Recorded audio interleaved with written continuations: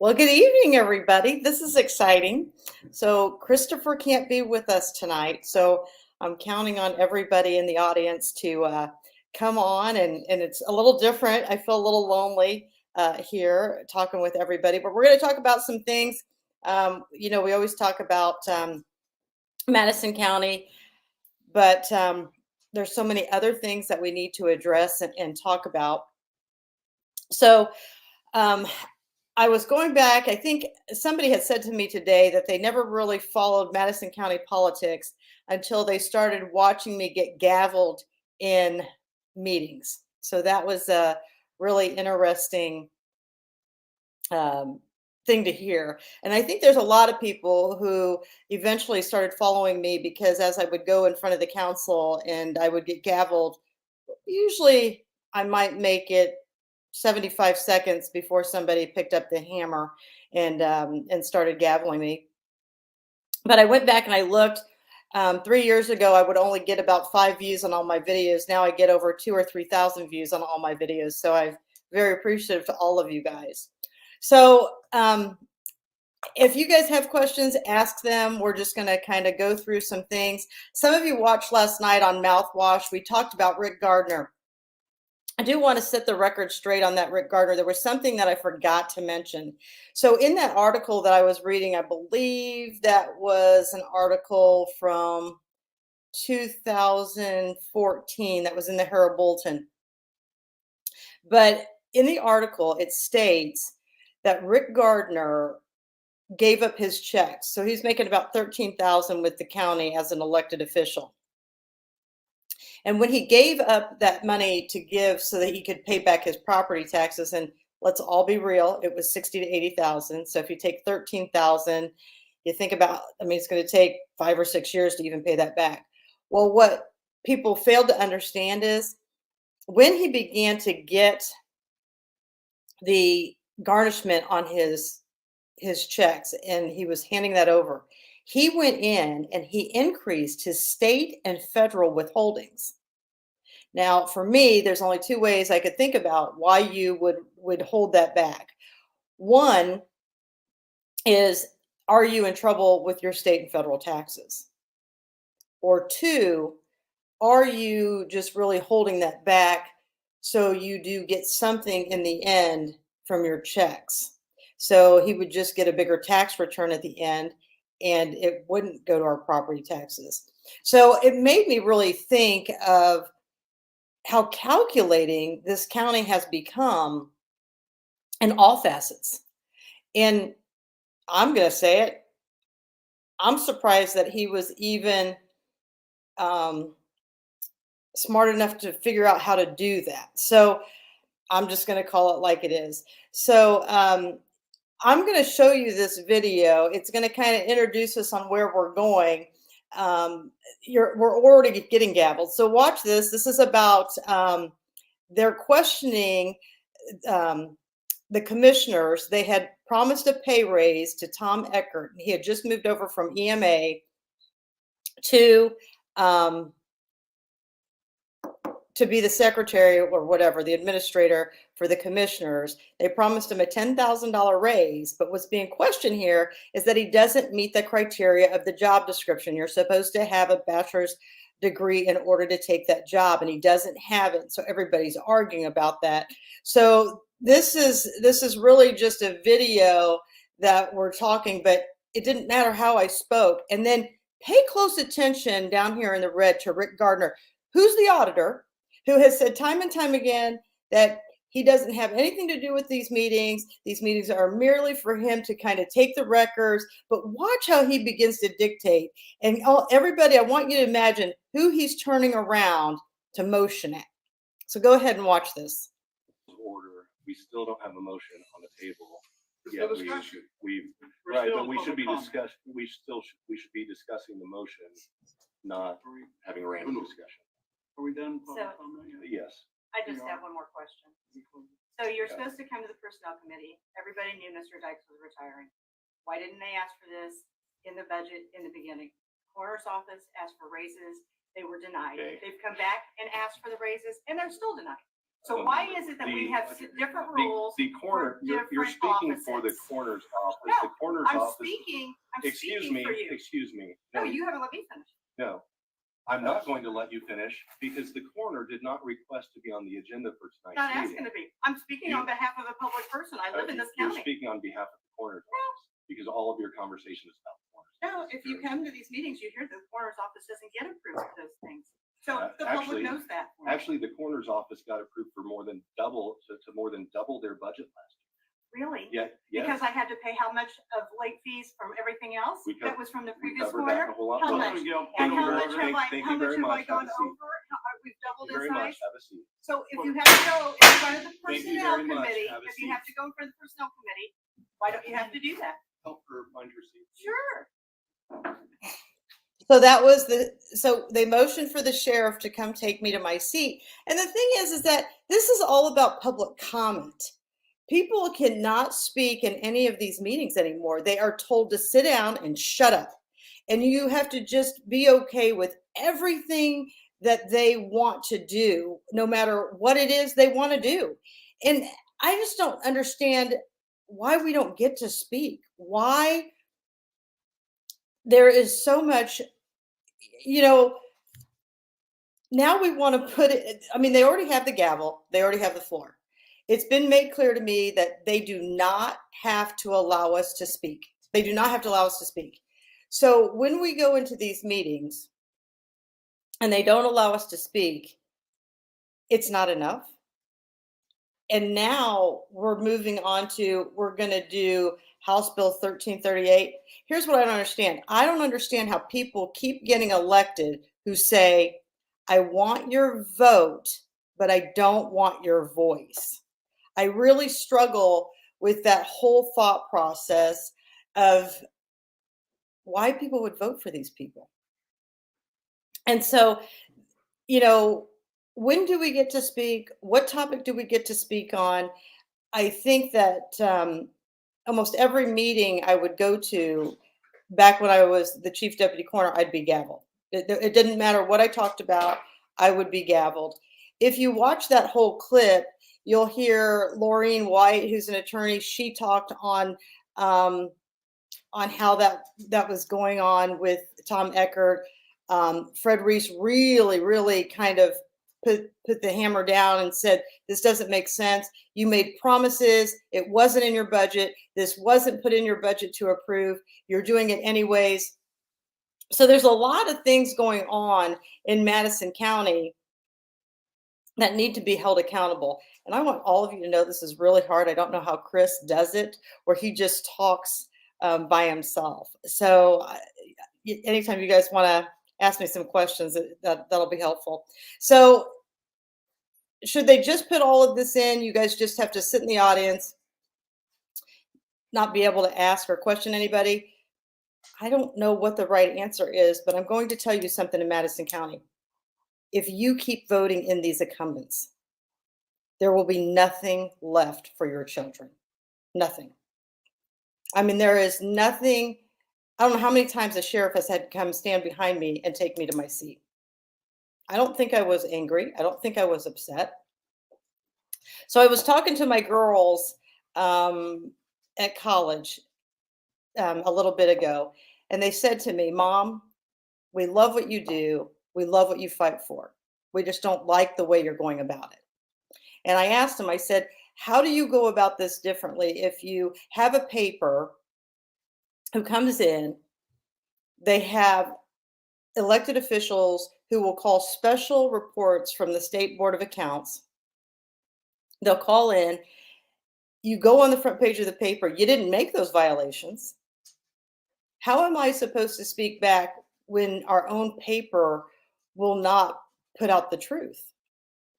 And they said, I think you're missing our point. And I said, I am. And they said, yeah, it's time for you either to put up or shut up. And so that goes along with all of us that are watching tonight.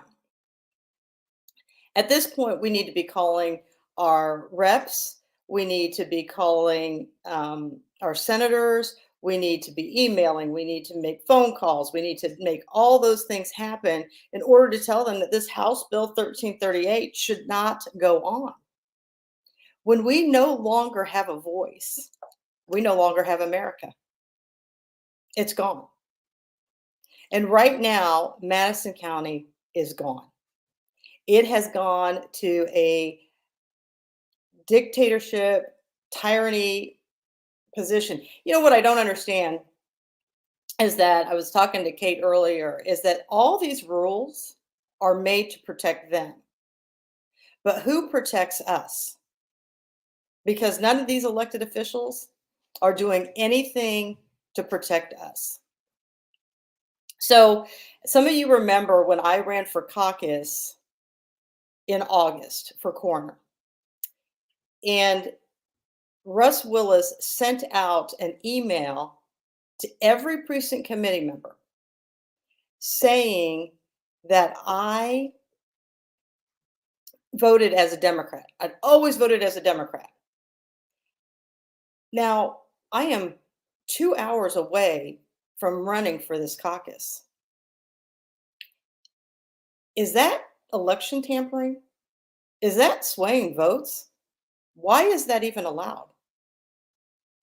The other question becomes, you know, when we start this whole process, I don't know how many people will call Russ Willis and he will try to talk people out from running. He will tell people that this is why they shouldn't run.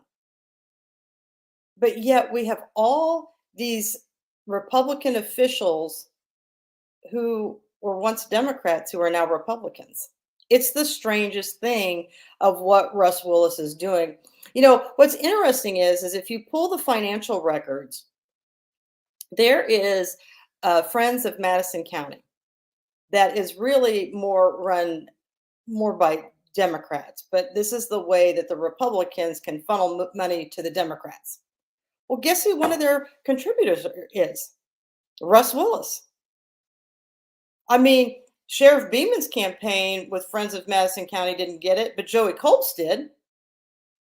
So what are you doing here, Russ? Are you supporting the Democrats secretly and thinking that nobody's going to figure this out?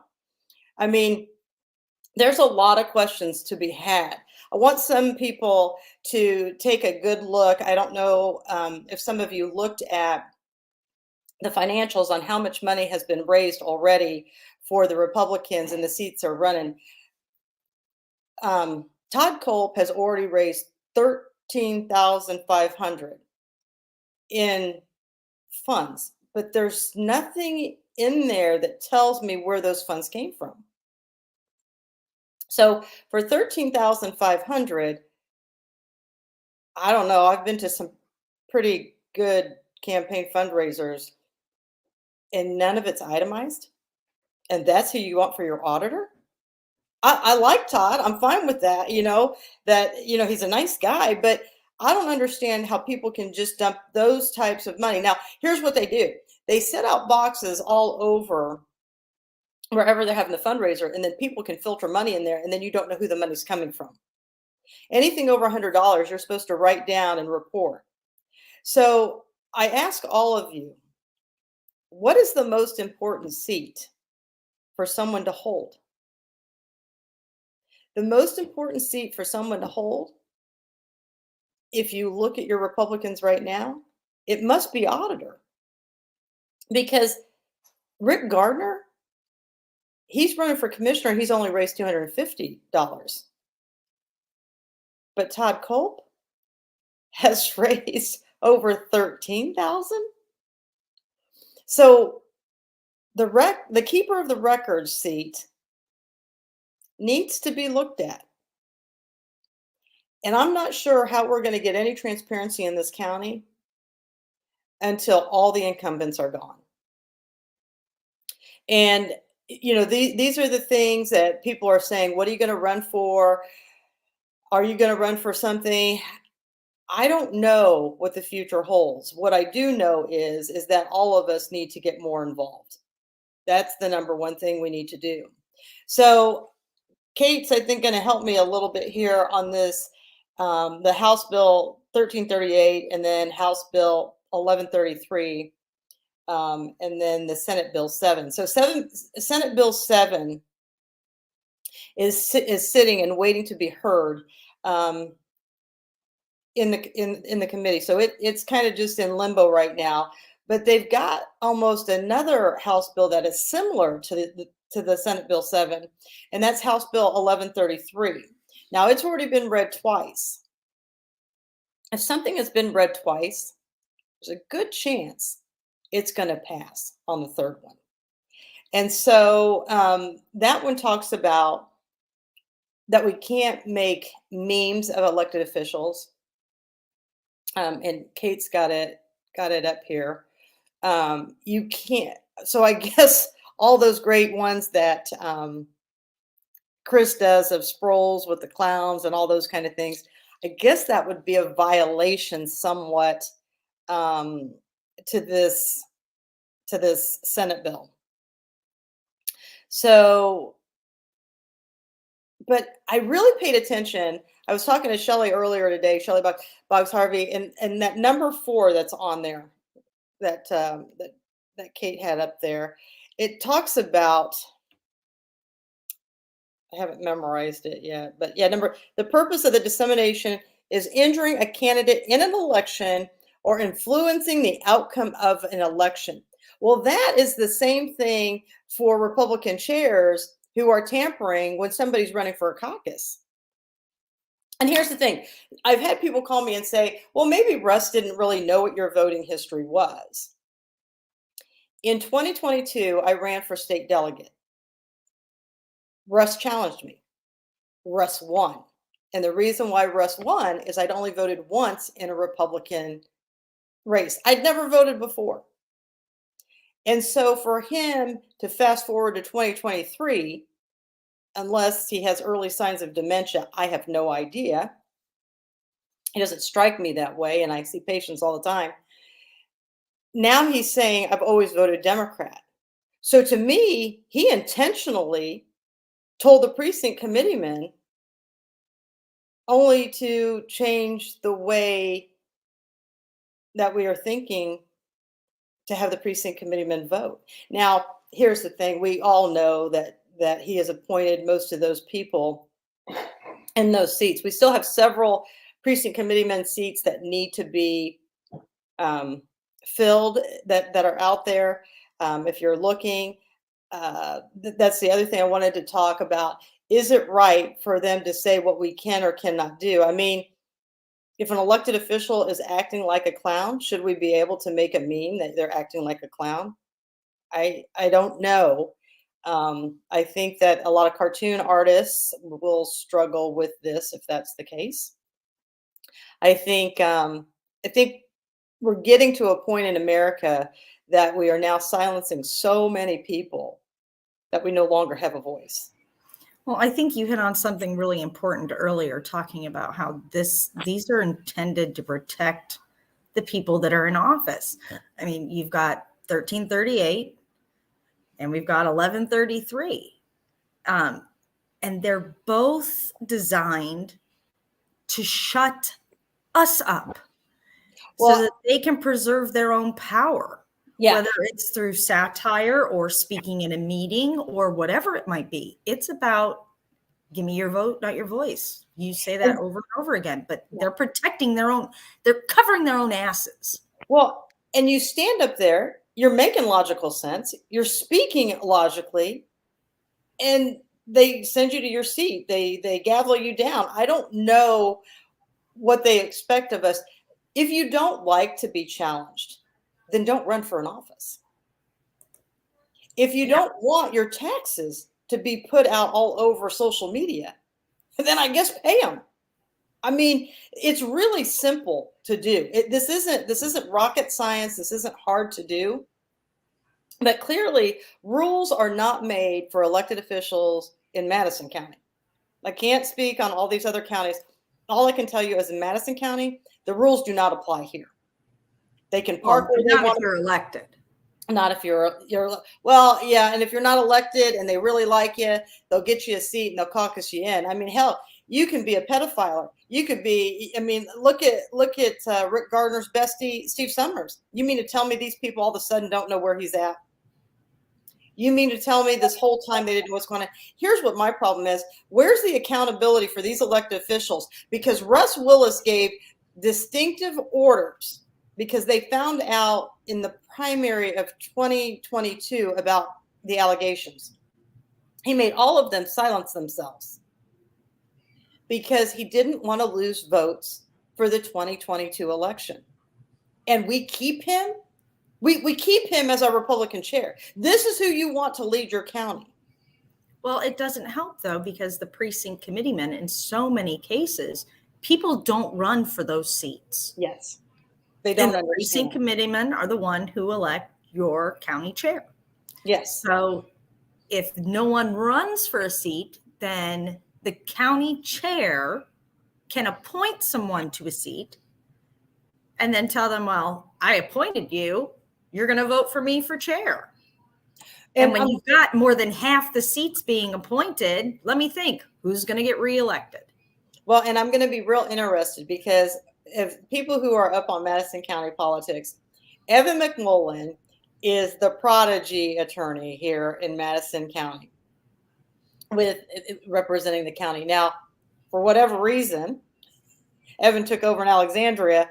Well, they're no longer doing business with Evan McMillan or Graham's office for whatever reason, and they've gone with somebody else. But Evan McMullen is going to run against Devin Nork for precinct committeeman in that section. Both are attorneys. I think they might have even gone to law school together, and they were in the same law class. I'm pretty sure. And so they're both Madison County boys. Now, Evan has already had his law license. I don't know if it was suspended or if it wasn't active. For whatever reason, he didn't continue with the CMEs. And so, I don't know, you're just out of school and you already got your license where somehow it's not even active. I don't know what they call that because I'm not an attorney.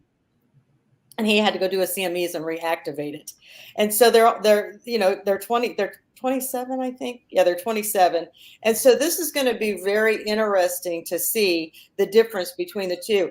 Devin is a wonderful candidate. Everybody knows I'm a Devin Nork fan. Not going to change that. When you go look at Devin in his house, you can tell this kid has gone to college. He's worked himself up. He's worked hard. He's held jobs. You go to Evan McMullen's house. He did a fundraiser for Rick Gardner in 2020. That house is Dr. Wosheet's old house, I believe. And it was like over $500,000, $750 million house. I'm thinking, how does a 25-year-old afford something like this? And so that just kind of tells you the differences between the two candidates and where their lifestyles came from. Hey, I'm not a hater. Great. He had a good life. He's able to have those things. That's wonderful. But how much life experience does Evan have compared to Devin at this point? Devin's actually practicing law and has been. He's in his own practice. Yes, he did take over his father's, but he's actually boots on the ground. I'm not so sure how much Evan has practiced law. My understanding, he's been working for his family's company and helping them pretty much. Granted, he's the one that told people in LaPel that they could go ahead and vote on each other's family members' projects that they wanted to do. So is it really we want somebody like Evan, even as a precinct committeeman? Oh, and that's right. I believe he was a libertarian a few years back and then got with the Lycans, kind of got under their wings, and now he's a Republican.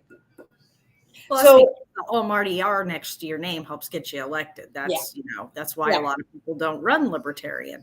Yeah. I will never run with an R next to my name again. Yeah. Ever. And so, but see, you'd be a great candidate. I mean, that's the whole thing. We need people like you.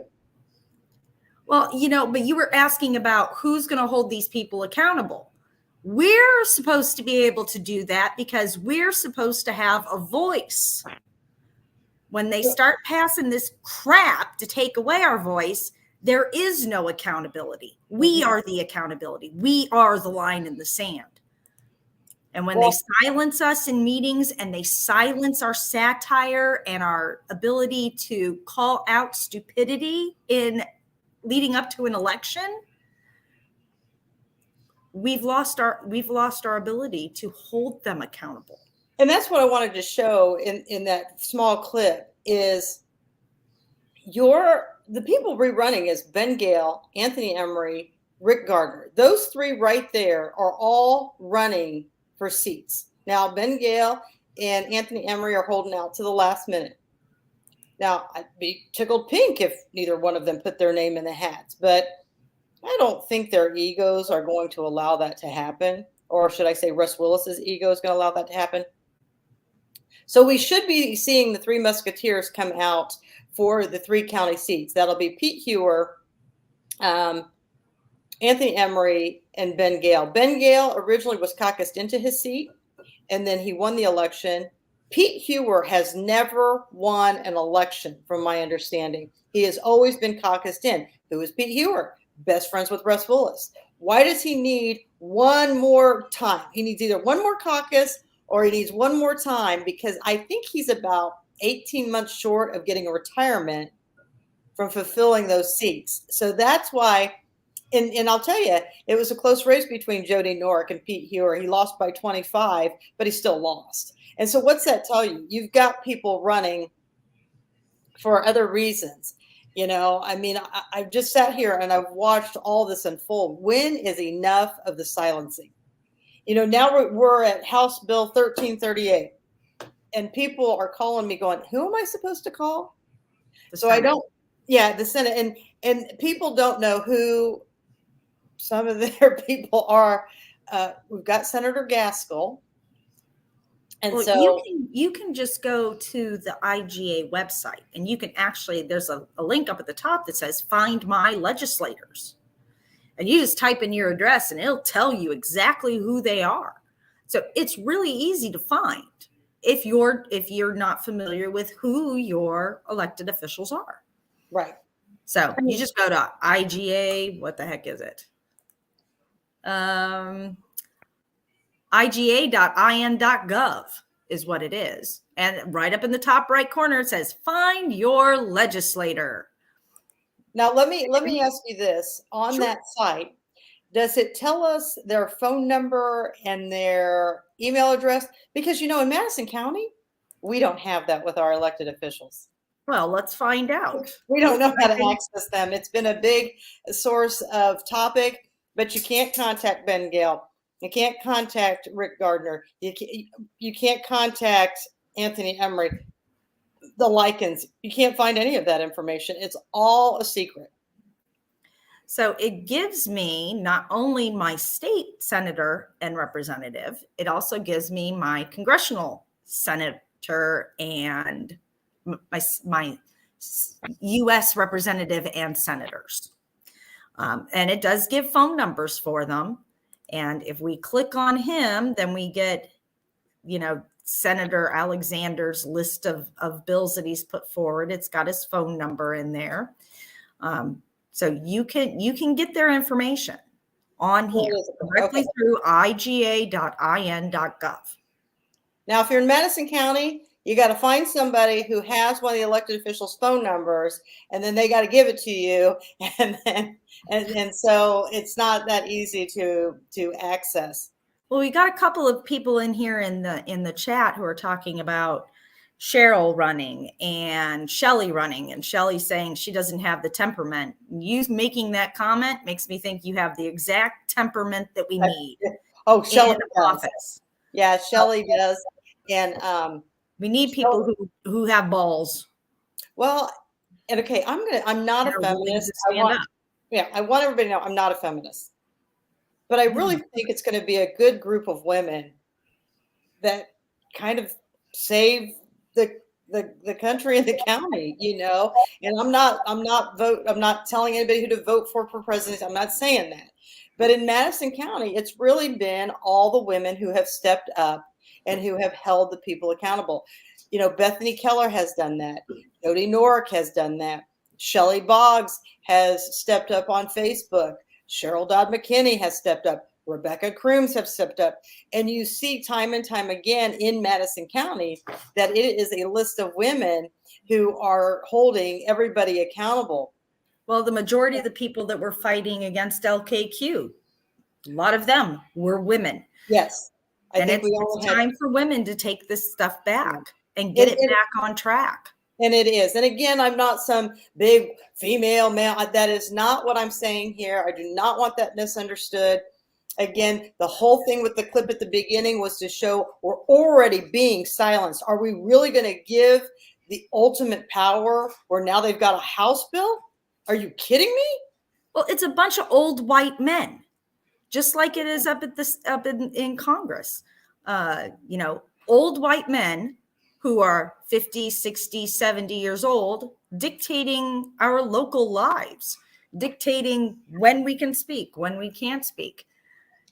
You said it was girl power night, Kristopher, so you can just shut the hell right up right now. Well, nothing wrong with two Kates. I mean, two minds are definitely better than one. And so I'm just glad you're here. Like I told everybody, it's a lot harder to talk to yourself. You seemed a little uncomfortable, so I figured I'd come save you. So I appreciate that. And I know people have called in and they're like, hey, if you want to have me on the show, I'll be happy to do it. I'd love to have somebody like Shelley join in. I'd love to have people like Cheryl join in because they have lived this. Cheryl just ran that big campaign with John Bell. That was her big thing that she's going to do. And, we're getting to a point where in this county, people are spending crazy money on elections. Somebody asked me today, do you think you can win an election in this county without spending that crazy kind of money? I don't know. I think that a lot of people have given Cheryl's name's pretty popular. Shelley's name's pretty popular. I think that they could move some things just on name recognition alone. They're pounding pavement. If they've got enough people who are willing to go out and pound pavement. Yeah. And that's what it comes to. Signs don't vote. Signs don't vote at all. And we've supported all the people who are speaking up. So people are calling me too, and they're not sure what precinct they're in. They're not sure who's running, who's they're supposed to vote for. And I don't mind using my own address. Okay. Or anything like that. So we're going to show you where you can go to voter registration and check your voting status. Okay. Let me get this pulled up here for you. And you're going to have to talk me through getting your address in and stuff. Well, I think we just have to put our date of birth. I know that, but so this is indianavoters.gov, and this is where you can come to register to vote, check your voting registration, whether it's up to date or not. Fill out applications for voting by mail and things like that, where you go to vote, and about election security, which is whatever, if you're interested in that. But down here at the bottom, it's got who's on the ballot. And so we'll click that, and hopefully you can see it. So we said, you want to do yours? That's fine. I don't care. You guys can all see how old I am now. This is called hair dye. Katherine Callahan, and your date of birth, ma'am. 6/11/72. 6/11, June 11th. Okay, sorry. I'm a Gemini. And we are in Madison County. So we come down here, we grab Madison County, and we click. Oh, I'm sorry. You want the 19. Yeah, she was born in 2072. What the hell? And submit. Okay, so we're going to continue with that. Oh, for goodness sakes. It's the click to, that one. Click to proceed. I don't want to do, let's not. If somebody wants to get into my voter registration, I guess you can. I don't know why you would, but whatever. I mean, that'd be like craziness. As you scroll down, you come down here towards the bottom, and it says, who's on the ballot? And we'll click that so we can see everybody that she can vote for. So you've got your senator and 5th district representative. Wow, a lot of people running for that one. You have the state representative, And we like Pierce. Pierce voted correctly on 1338. Thank you very much, sir. You've got judge, auditor, a couple of people for surveyor, the county commissioners, which are countywide votes. So you vote for all the commissioners. And then you've got county council at large this time. So that's going to be countywide as well. You've got convention delegates and no one running for any precincts. Well, we've had people turning in for precincts because I know Evans So it just turned in. depends on how often they update. They may only update every Friday. So yeah, so we have people who have updated or who are running. I wonder where they put those precinct ones. They should be on here too. Okay. Yeah, I saw a couple on Randolph counties that were running for does it precincts. show you? So right here, you guys, it'll show you your precinct right up at the top. It'll show you what precinct you're in. Then you know what township you're in. That's how you apply. I've looked. There is no good map in Madison County. There is no good map in Madison County. So You'd have to contact the county clerk to get a good map. But yeah. So that's the thing. Am I crazy for putting my name up here and my thing? I don't know. I mean, I don't know what you can get into with my. right. The only thing that's bothering me about this is I'm curious what your middle name is. Oh, would you like to know what it is? I would love to know what it is. It is Veronica. Oh, okay. That was not what I was expecting. I was So, thinking Valerie or something like that. nope, it's Veronica. So that's my middle name. But there you have it. But you know, and for you people watching in Madison County, and I know there's a lot of viewers on here watching from Madison County. You've wanted to know where I live. Now you know where I live. I put it on Facebook for all of you to see. So let's do what you need to do. So, you know, and that's the whole thing. You're welcome to stop by, but please do bear gifts if you're coming, I guess. House cleaning coupons would be the best. But, you know, the other thing is I don't know if I don't know if there's a topic anybody from Madison County wants to talk about. 1338 is pretty big deal. David Williams, those guys are watching. Stumblefoot's watching. Alva.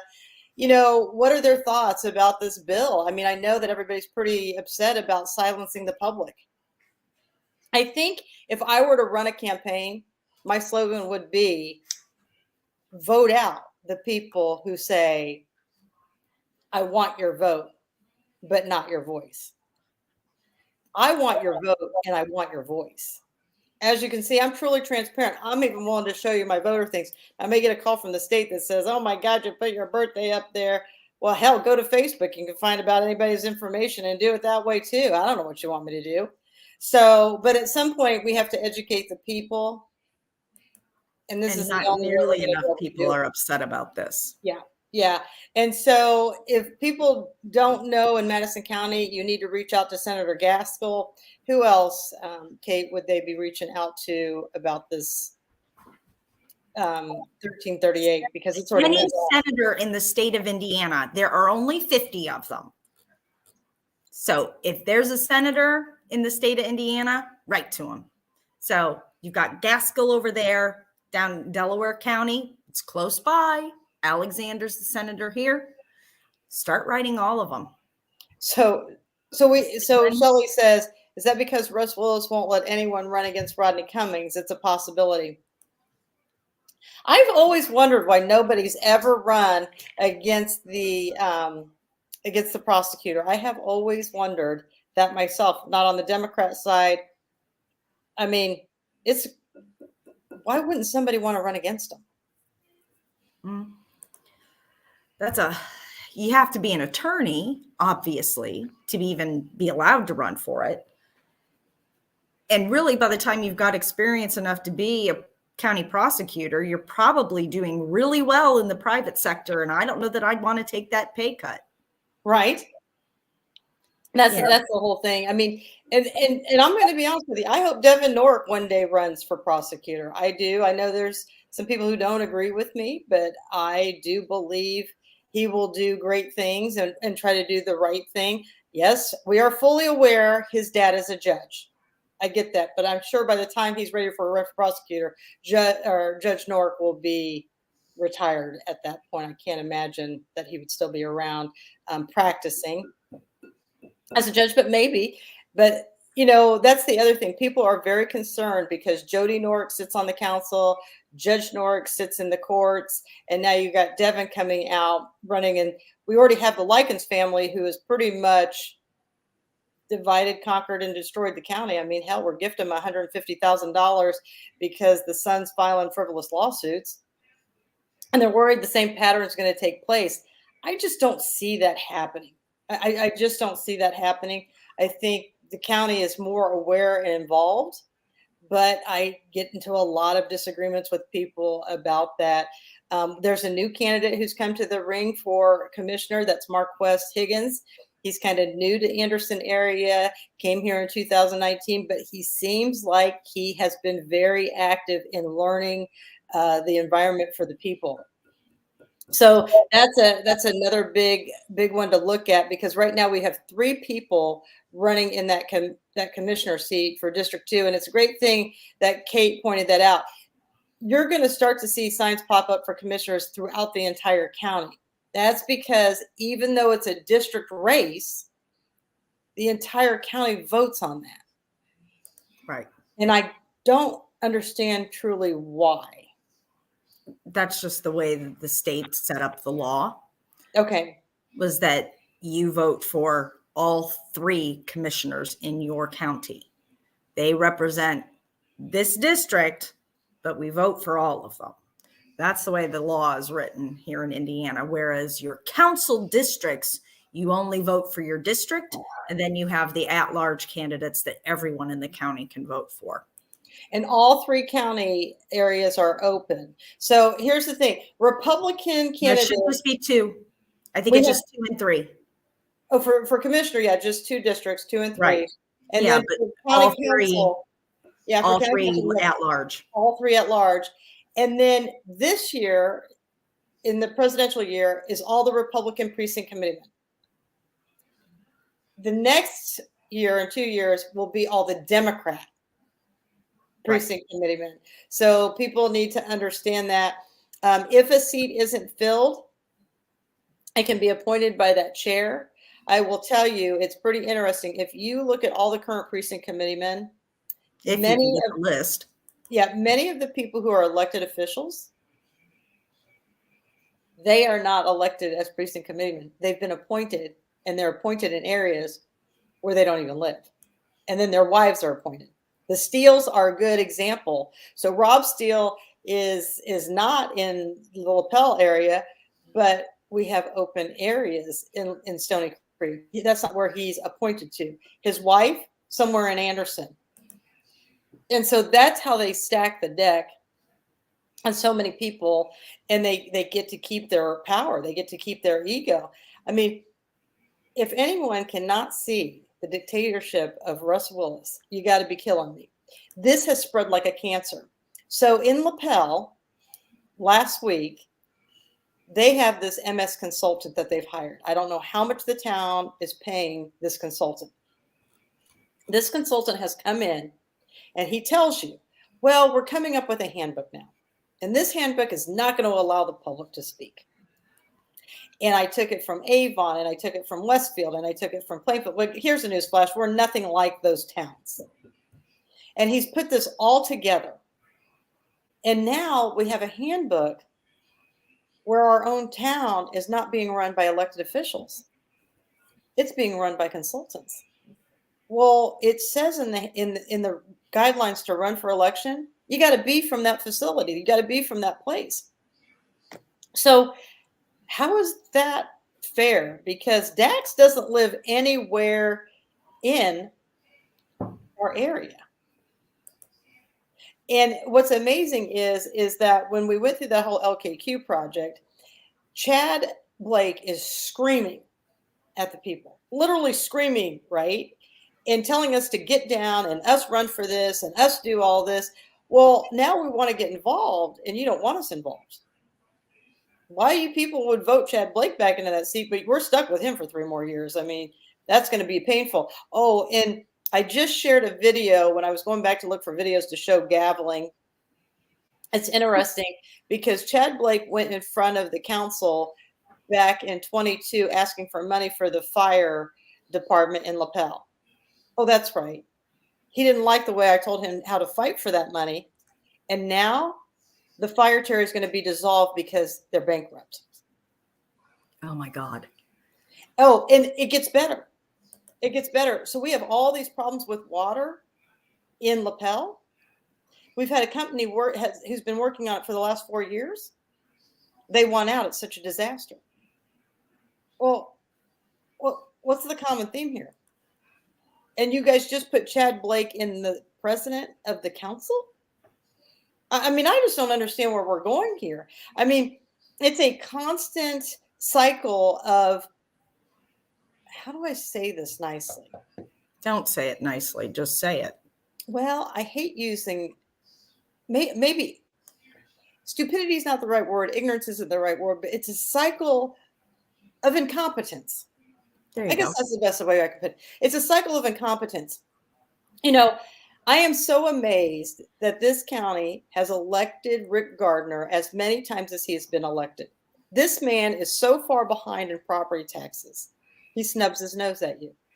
Now he's taken his property taxes offline because he doesn't want that to be part of his political campaign for commissioner. Okay, well, great. I'm glad you took it down because now you're showing me we have no transparency. We have zero transparency in Madison County. Your auditor says, I get it. I sat on the council. We make all of our money from the taxpayers. This is how we balance our budget. But I don't have to pay mine. But I'm going to criticize everybody. Then, as the auditor. And you shouldn't be allowed to know whether I pay them or not.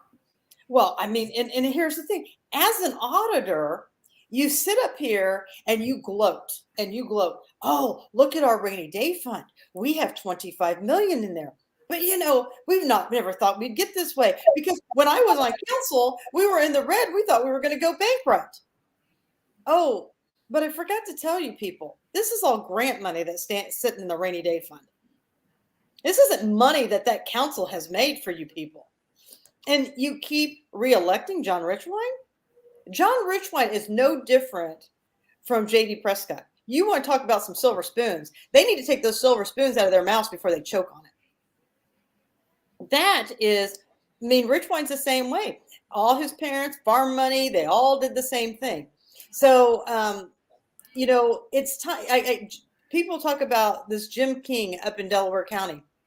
Sounds like it's time for him to go too. I mean, how long do these people get to be lifetime politicians? And that's what the biggest question here is. As we look, and the other thing is this whole malarkey thing. This company has supported ISIS. I don't even know what we're thinking. I'm sorry, you said this whole malarkey thing, and I was like, well, it's all fitting, of isn't it's it? malarkey. I know. That's what I said. I said, this couldn't be better timing for a company to come in here with the name Malarkey at all. I mean, it couldn't even be more fitting because that's all we have in this county is malarkey. I mean, it's craziness. The irony is incredible, isn't it? It is. So ISIS, yes. Actually, that is not hearsay. That is not trying to, like, you know, be slanderous about somebody. They absolutely, the company that purchased, the conglomerate of companies that purchased Malarkey was just found guilty by the Hague of spending money to get ISIS to let them do business. yes. And so they were actually considering human rights charges against these people. They had to pay $178 million in fines. You know, it was amazing. Gosh, thank you. Absolutely amazing to me today. And any of you people who are watching who are gearing up this malarkey campaign, I commend you for the effort that you're putting into this. But what I've been watching on your video or on your feeds, okay, don't share this. Okay, let's have this private. Okay, don't talk negative about an elected official. I'm going to tell you something. These podcasts, the one Bree did, the one I've done, the one I've done in the Tea Party, saying, how dare you elected officials look your constituents in the face when there are over 100 sitting out there, over 95% are raising their hands telling you they don't want this, and you vote against them. That is the only way you're going to win. And if you don't get an attorney to ante it up, it's going to be a big struggle.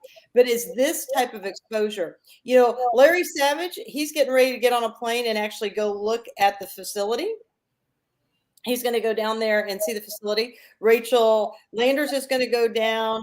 They really need to take Ollie Dixon is who they need, because he's about the only one that represents the people. They're taking 6 or 7 people to actually look at it. So let me ask you this. So now we're going to go look at it when we've already had 2 readings? I mean, I don't understand why we were in such a hurry to put this thing through. And look at the timing of this. Well, it's like the State House, though, Catherine. They've had 2 readings on it, so it's almost surely going to pass. There you go. And then we just jam it the rest of the way through. There you go. And people aren't looking at the big picture, and they're thinking they've got all this time. Well, we've got all this time. You're out of time. That's the whole thing with all of this. Is the time is now. People need to start running for things. People need to start stepping up to the plate. And my girls are right. It's time for people either to put up or shut up. Well, and this is the perfect opportunity to do it, because we have that court case coming up in February where the state is trying to appeal, where you have to have the 2 primaries, giving the county chairs a whole hell of a lot of control over who can run and who can't. Right now, that law was found unconstitutional and doesn't stand. So you just need 1 primary to be able to say, I'm a Republican and I'm running. So this is good for people to hear right now, that if you have only voted once as a Republican and there's no interruption there, you can go ahead and file for something. Yes. You can go ahead and see, what I love? I love that when filings go in, Russ Willis calls people and tells people how they need to come off the ballot. That's what he does. He'll just call and browbeat you and tell you to come off the. Somebody was saying that McHale does the same thing. That was earlier up in the comments that McHale. I want everybody to know. See, it's not me. Everybody thinks I've got this personal thing against McHale. No, he's doing it to absolutely. He does it all the time. He calls people and tells them. I mean, here's what McHale said to me. Oh yeah, that's old. I'm not street smart enough to run for an office. Do you have any common sense? Do you care about your neighbors? I mean, Are you willing to stand up in the face of great opposition and tell them, no, this isn't okay? Then in my book, you're qualified to run for office. And that's what I mean. I'm like, what does street smarts have to do with any of this? I'm totally confused by this whole ordeal. And so, and here's the thing. McHale wants to be the precinct or the chairman. He wants to be the chairman. I mean, it doesn't even make any sense. Of the party? Yes. Oh, geez. When he won't even, right now, people are and I get it. I get the big picture. Because people are like, if we get too many people running for council, it's going to water down the chances. It's going to water down the numbers. It's going to, but you know what? At this point, it is such a disaster in Madison County. I'm tired of the whole game plan. If you want to run for something, run. May the best person win. I don't care if there's 50 people running for council. I get the statistics. I get the strategy. But you know what? We're not doing anything different if we're trying to control who's running and who's not than what they've done. Right. It's the same. I mean, that's how we got here. Maybe it's time that we have enough competition out there where people will actually work to get elected and appreciate that they were elected. And they not only that, but you have so many cases here in Randolph County where you go into the voting booth and you pull up your ballot and there are no choices. You have one person running for each office. Well, what's the point in even freaking voting? Right. There's only one choice. They need to vote for themselves, and they've won the primary. And if they win the primary, unless the seat went unclaimed in the other party, they may be running completely unopposed. So what's the point of voting? Whereas if I know going in there's 15 people running for the same seat, that gets people excited. I get to go in. I have a choice. And that's why people don't show up at the polls. What's the matter if I go? Hell, you've already picked them. And that's the same thing that just happened in LaPel. So they had 4 running in the primary, but nobody contesting them on the Democrat side. So when they narrowed it down to the three in the primary, there was no race in the general because it was over with. Because nobody's running against them. I mean, after the primary, the Democrats could get people to fill those holes, but so many times they can't find anybody. They don't care to find anybody, because really Republicans and Democrats here in Indiana, they're the same side of the same coin. Well, and that's the biggest thing is that people think it costs crazy money to run an election. And it does. I mean, but it doesn't anymore with social media. Right. I mean, it's gotten so much easier. And if you bang on these doors, if you knock on these doors, you can truly win. If you get these walking lists. I mean, you know how McHale won his election? He worked so many absentee ballots. That's how he won. What party works absentee ballots the most? The Democrats. McHale was trained as a Democrat. He knows how to work them. And that's why so many people keep him close, because he does know how to work them. And I'll give it to him. He does know how to work absentee ballots. Absolutely. But I'm not going to sell my soul for it. I certainly can learn how to do it. I can talk to you. You can train me how to do that. I mean, that in itself, but I'm not going to sell my soul to do that. And that's what he holds over everybody's head. And everybody knows how to do it. We've got a question here: is how did you two educate yourself on local politics? Well, I don't know about you, but mine came by fire in 2020 when Dr. Abbott chose to run for politics. And he was a real political player, like in the national level, everything. That's when I got to know about local politics. Until then, I didn't know the first thing about politics. My daughters even make fun of me because they're like, "Oh, Mom, you don't know certain things." They know more than I do about the politics, but I've learned by fire. And I've learned, like you said, do you have common sense? Are you observant? Can you pick things up? That's how, if 2 and 2 don't equal 4, there's a problem. And so that's the whole thing of, I learned by going to the meetings. And what I noticed was putting it on Facebook Live and allowing people. I am so thankful for people like Lee Walls, Shelley, Boggs Harvey, Cheryl Dodd, Cindy Ponchit. I'm so thankful that these people will get on and point out the obvious, because if they don't, it slides right past the people. So you'll see me do a lot of commentary because I'll have a phone filming while I'm texting, because people don't understand. They don't understand what's just happened. They don't understand what just got passed.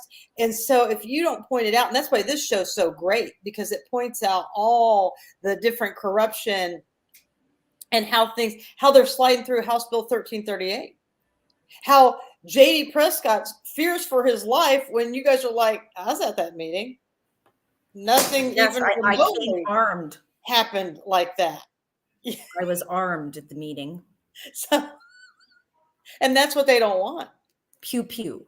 Yeah, they don't want to put it on social media. I mean, the county will edit their own films. How they figured out the county was editing their own films, people were going back to my Facebook Lives and watching the lives, comparing it to the counties, and things were missing.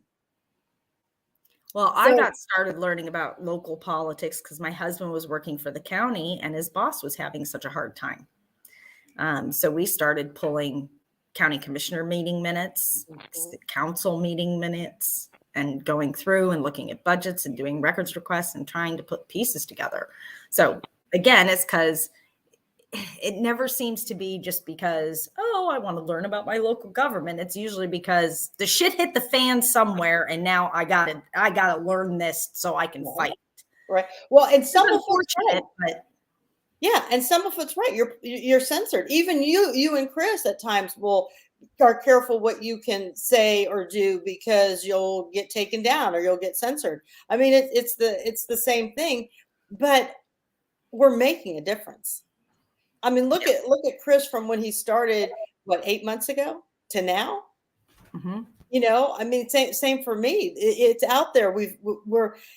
This is the biggest thing. The most dangerous voter is an uninformed voter. Mm-hmm. That is the most dangerous voter. I admit to everybody, I made a mistake. I voted for Victoria Sparks. I am terribly disappointed in her. Terribly. Okay. I take that. I own that. I voted for Mikhail. I wanted a new voice in there. I gave him a chance. And what has Mikhail done? Actually, the more we've gone around, there's no other way. I'm disgusted by it. The fact that Chris has done a show and now Mikhail has blocked people, has taken things off his Facebook. I am appalled. I don't ever take anything off my Facebook. You want to call me names? And people do. I just respond with, you do know you're on my personal page. You don't have to be here. I mean, Yeah. Yeah, you know what I'm saying? There's the door. I mean, I'm not on your page. You're on my page. You know, but you know, not everybody. I'm not going to be for everybody. You're not going to be for everybody. That's just the way the world works. No, I am wonderful, and everyone loves me. Well, I love you. So, you know, but you know, and that's the whole thing is that's what's so great about America. You know, as the political spotlight, Kristopher, as the political spotlight, we know you've been in politics since you were in diapers. We get that. He had to restart. This show, okay? He had to restart. That's what I'm saying. He had to restart. And look what he's done. I mean, he's growing, you know, so quickly, and he had to restart over. It's not that he's new to this. It's just that he started over, but he didn't give up. He didn't quit. No. And so for people who are being told no, people who have ran for things and you didn't win, don't stop. Chris is an ideal prodigy of that. He didn't stop. He didn't give up. Look at him. I think Chris has he been arrested before for First Amendment violations? Oh, yes, here in the city of Winchester. And he came back. That was when he said that this place is a joke. You're all a joke. I'm, you know, whatever. Yeah. I can't remember the whole quote anymore because we said it so many times. It's just ad nauseum now. But he came back. And that's what people ask me. And, you know, I'm going to admit to people, I got it wrong. In 2020, I got it wrong. And what I did in 2020 is I believed in somebody else more than I believed in myself. And that turned out to be a disaster in the coroner's office. I should have believed in me more. And so, you know, I didn't give up for the people. I saw this through the whole 4 years because I felt that when they elected Dr. Abbott into the coroner, I had so many people say, we didn't just vote for him, we voted for you. And so I continued on this fight, even though I was by myself. And you'll see me a lot of times, I'm in almost a lot of these meetings, just sitting by myself doing this. And the last one I was at, somebody sat down behind me and they said, oh, here's the crazy lady with the camera. And I'm like, I don't think I'm crazy. I think I'm determined. I'm determined to expose the corruption. Well, yeah. And you talk about Mikhail. You wanted someone different. You gave him a chance. And now we know that he isn't worth the spit that he's, you know, spewing out of his mouth. Yeah. So now it's time we get rid of him, put in someone new. And if it needs to be that every 4 years, it's a whole new panel of faces on that because the rest of them have screwed us, then that's what we need to do. but we need to know what's going on, and we need to be not afraid to walk into a voting booth and click somebody who has a D next to their name, or an L, or an R. Ignore the letter and start voting for the people, and voting for people who are going to have common sense, who care about the people, who listen to the people. Get and if they don't do those three things, then they don't get my vote. Get informed, and that's the whole thing. And you know, I never had any idea. And people ask, didn't you run your campaign with Mikhail Vaughn? No, I had met Mikhail Vaughn like one time before the primary. I didn't even meet the Norks until after. I actually met them the day that the polls were open on the primary. So no, I didn't know anybody in politics. The campaign truly was myself, Dr. Abbott.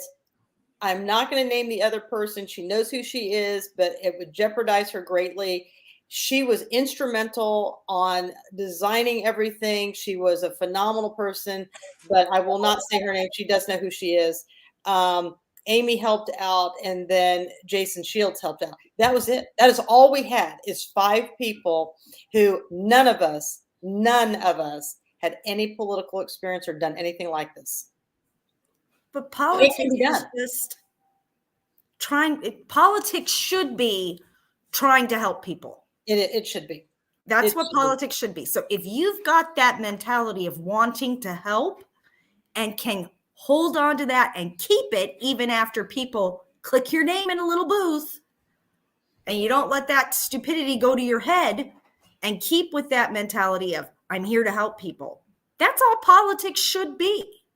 Well, and here's the biggest thing. The biggest thing is for people to understand, you know, I don't care if you vote for Mikhail.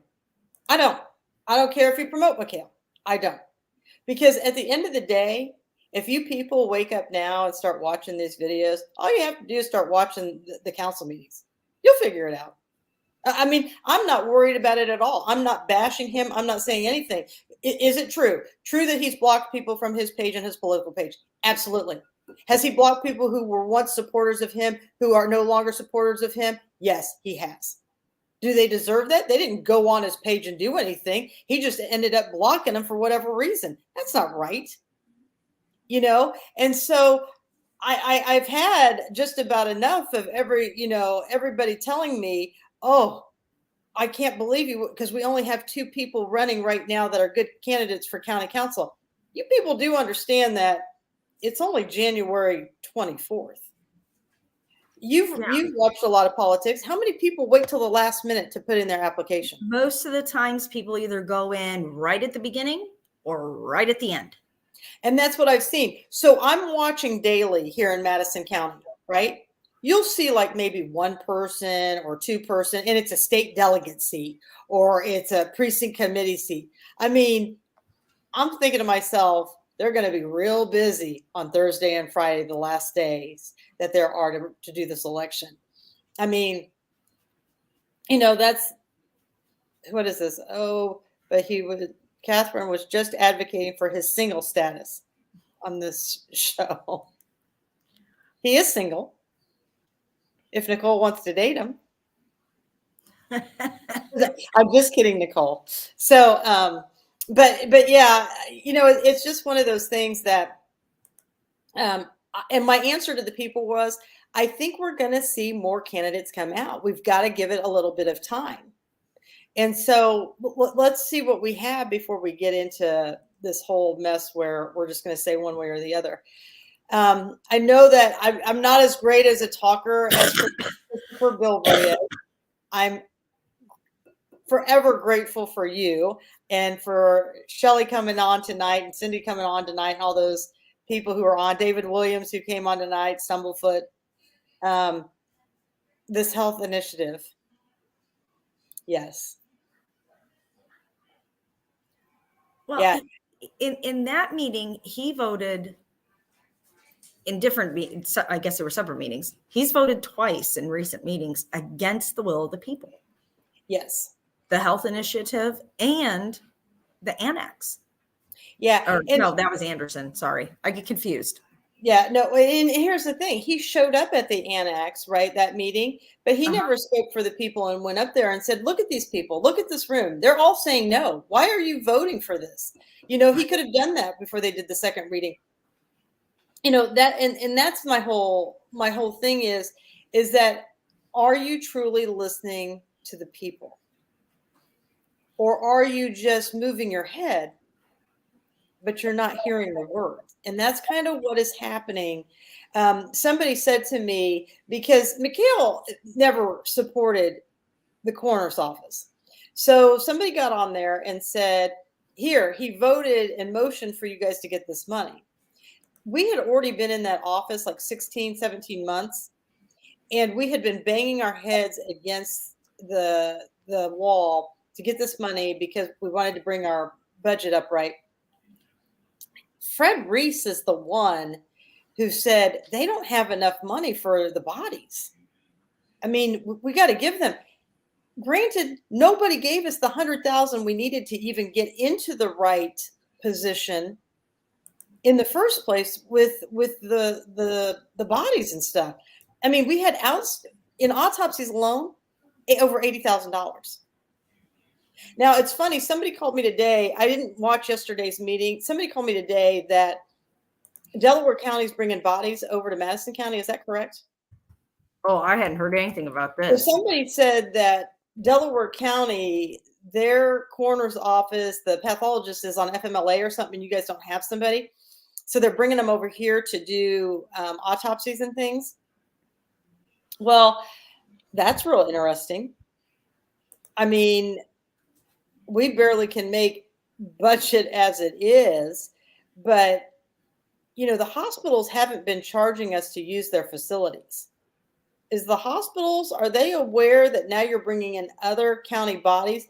Because the agreement with the hospitals in the Madison County Coroner's Office is you're only allowed to do Madison County bodies. So did we offer somebody else's facilities? I mean, I don't know. I'm not in there, and I would want to help Delaware County. I love Gavin Grant. I think he's a wonderful person. I like him, but I hope all that paperwork is in position to not put anybody in a bad position. So those are the kind of things that makes me wonder, and those are the kind of calls I get. I don't know, because I'm not in the coroner's office anymore. People want to know, am I running for coroner? Well, I don't know yet. I don't see anybody who's applied to run for coroner yet.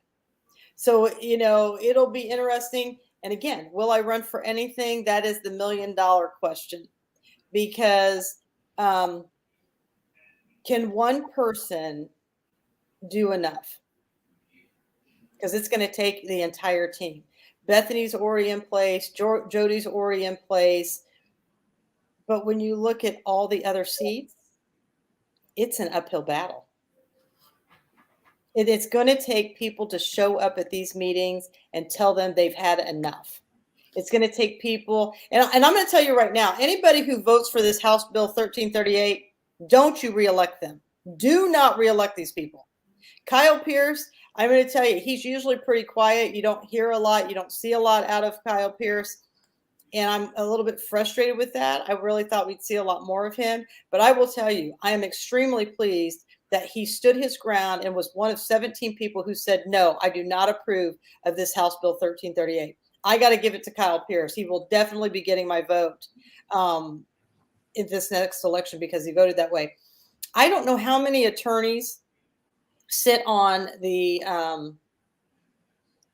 state representative seats. I don't know how many, but somebody needs to go through and find out whoever is an attorney as a state representative who voted in favor of this House bill. They need to file with the Bar Association. And the same thing with Luke Britt. Somebody needs to file against Luke Britt too, because his oath as an attorney says he will uphold the Constitution. I don't think you're following your oath. No. I mean, I don't know. Is that too far-fetched? Is that too far out there? I don't know. I don't know that it is at all, because it would be no difference than me being in the medical field. Do no harm. I mean, you have to do the same thing where you're at. So, those are the things that people need to look at. But Kyle Pierce, if he's watching, will definitely have my vote. I will definitely make sure of that. And exactly. And Kyle Pierce is a precinct committeeman.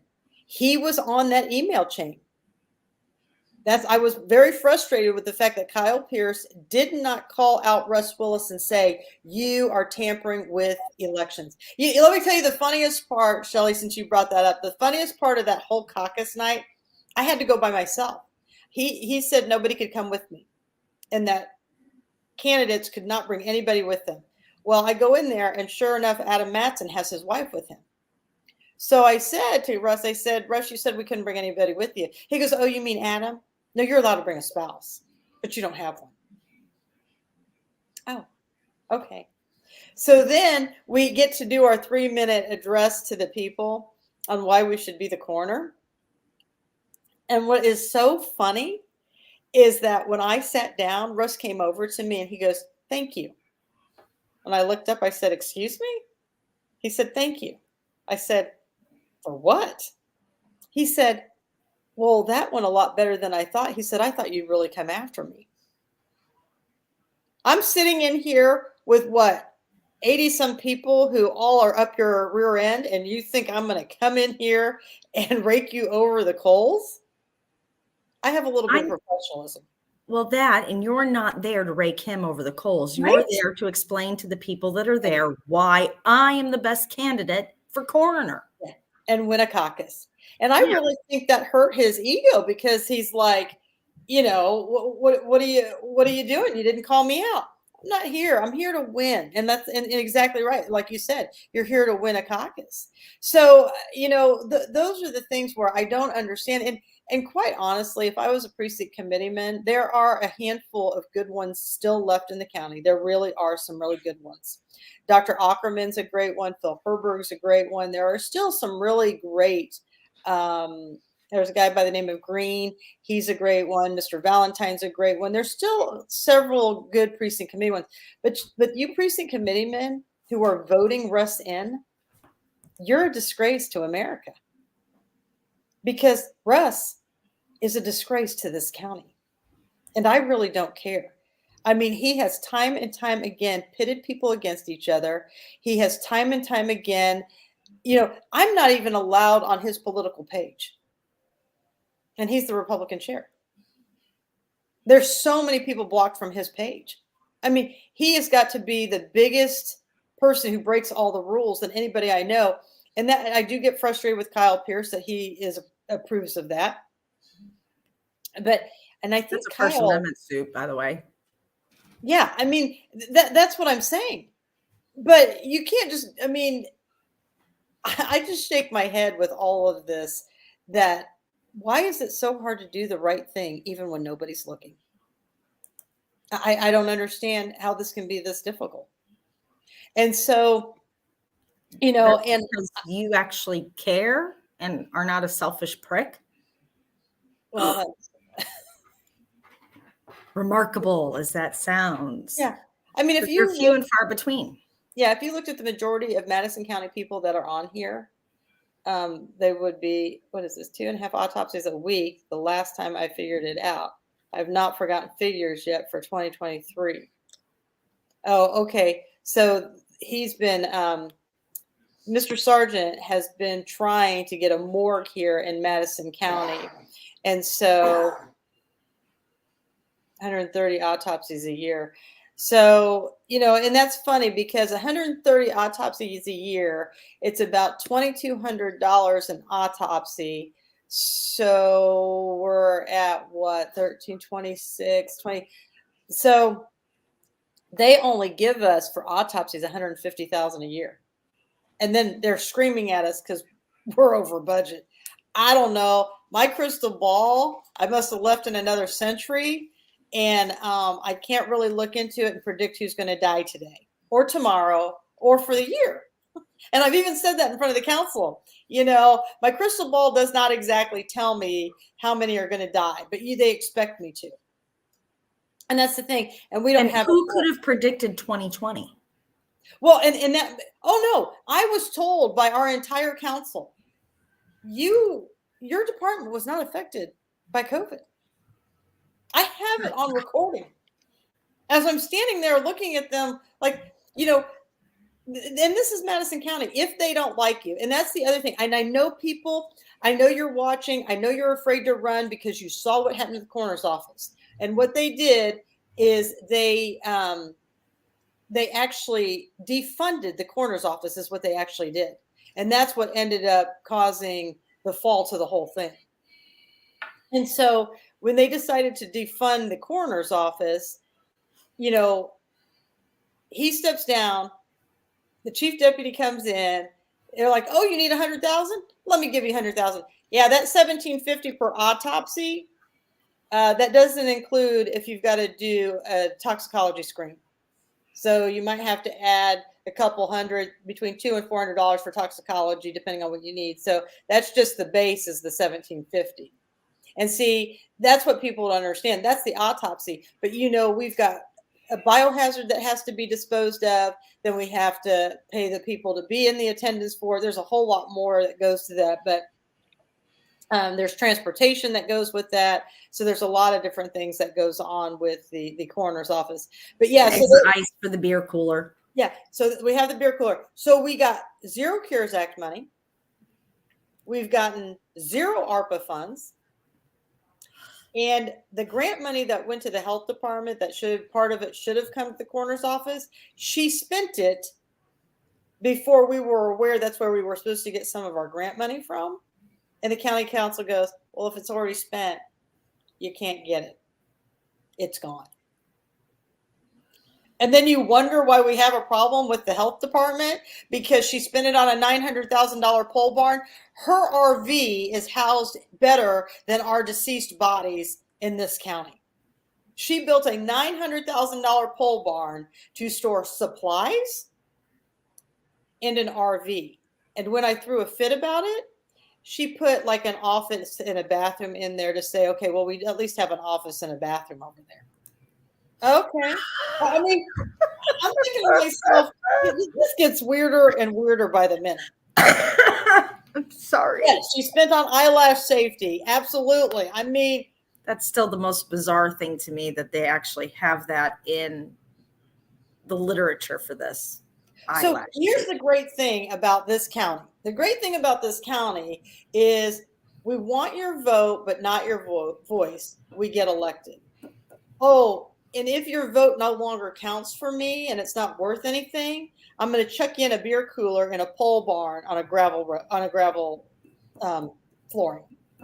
After we gavel you to death in a meeting because you're trying to talk. And here's the thing. For 8 months before we even got the beer cooler, we were in a semi-trailer out in inclement weather, putting them inside a refrigerated semi-trailer. I mean, I could show you guys pictures that would make your head spin. Like, you're really putting them in that? Absolutely. What do you want me to do? I got more bodies than I got morgue spaces. I mean, and here's the concept. People believe that the hospital, it's their responsibility to house our bodies. I don't know how that would ever be the case. And so there's a lot that needs to be desired in that coroner's office. I really do love that coroner's office. That's really where my passion really is. But hopefully, if I, don't run, we're going to see a good candidate come out who is passionate enough to speak on behalf of the coroner's office. Ever since Adam misidentified a body,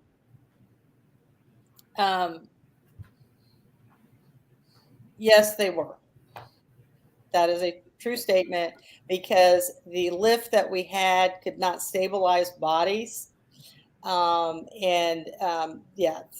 there were, and that's the thing. I mean, as good as we wanted to be, we were in ice and snow. You couldn't move the lift. I mean, it was a really bad situation all the way around. And every obstacle that the commissioners could put in front of us, they did. Tom Eckert was in charge of EMA. Every obstacle he could do when he's supposed to be helping us in that kind of pandemic, put an obstacle every way he could. And oh, that's right.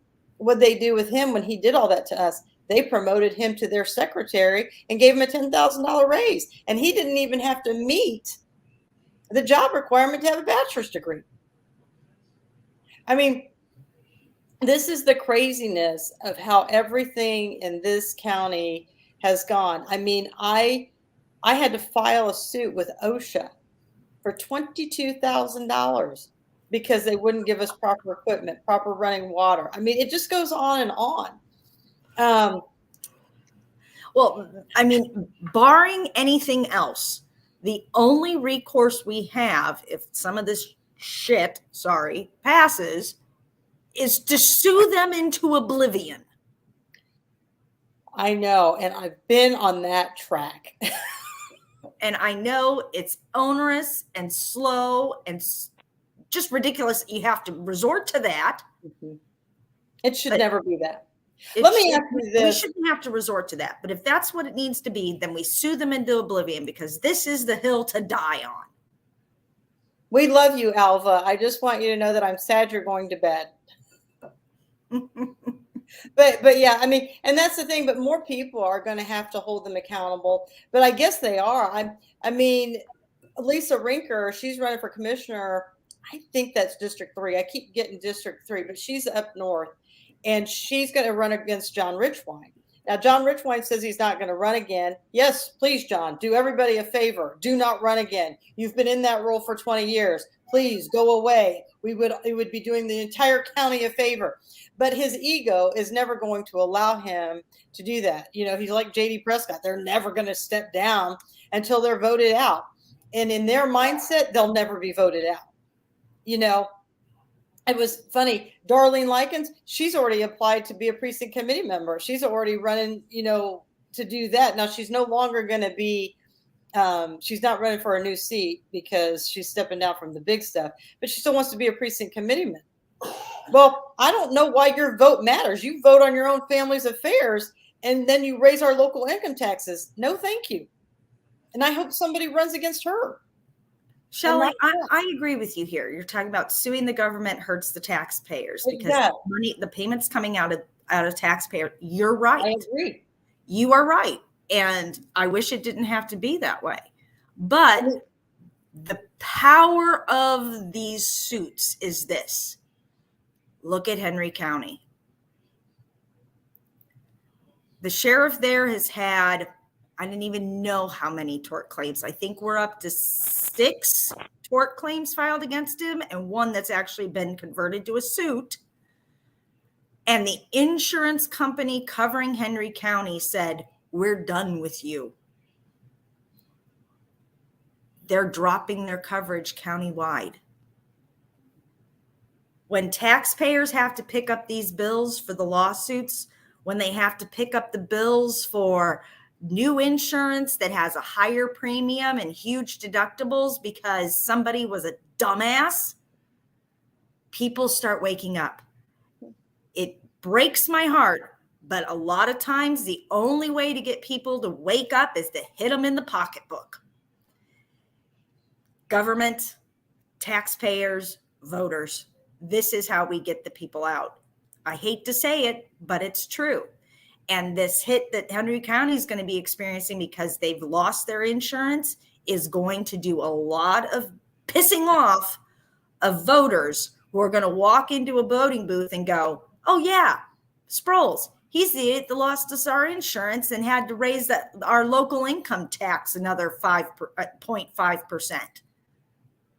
I'm losing money because of him. Vote him out. Lisa Rinker made the greatest point. I mean, she point blank said, you know, we need to be more proactive on this. We're killing the taxpayers with all these lawsuits. I'm telling you right now, I think we could have built a morgue if we wouldn't have had all these lawsuits. So if the taxpayers are upset for paying these lawsuits, then quit voting these people in. Yeah, I mean, then be proactive. Don't vote that person in that's going to cost us the lawsuit.